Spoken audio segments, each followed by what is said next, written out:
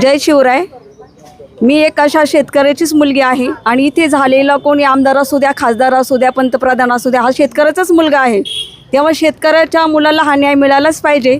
कारण शेतकऱ्याला जेव्हा पिकाची नुकसान होते तेव्हा पाऊस पडतो तेव्हा आपण काही कोणाला सरकार काही पावसाला विचारायला जात नाही का तू का पडला. तसं शेतकरी जेव्हा त्याच्या काही गरजा घेऊन जातो त्यावेळेस त्याला नेम दाखवले जातात. तुझं ह्या नियमामध्ये बसत नाही, तू त्या नियमात बसत नाही. तर हे नियम दाखवणे हे शक्यतो सगळ्या शेतकऱ्यांना एकसारखे नियम पाहिजेत.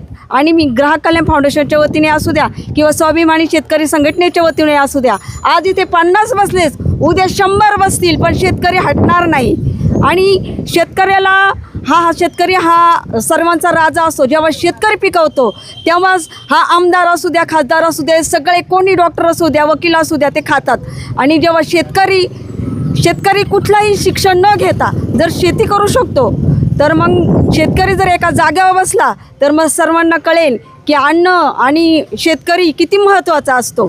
त्यामुळे आम्ही जे काही आमचे नियम अटी मान्य करायला बसलो आहोत इथे, तर ह्या सगळ्या अटी आणि नियम हे सगळे आम्हाला आमच्या म्हणण्याप्रमाणे झालेच पाहिजेत. शेतकरी हा राजा आहे, तो राजाच राहिला पाहिजे. आणि एवढंच बोलते आणि थांबते. जय शिवराय.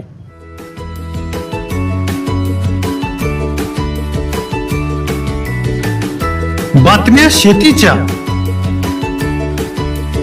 बातम्या मातीच्या, बातम्या अन्यायाच्या, गुन्हेगारीच्या,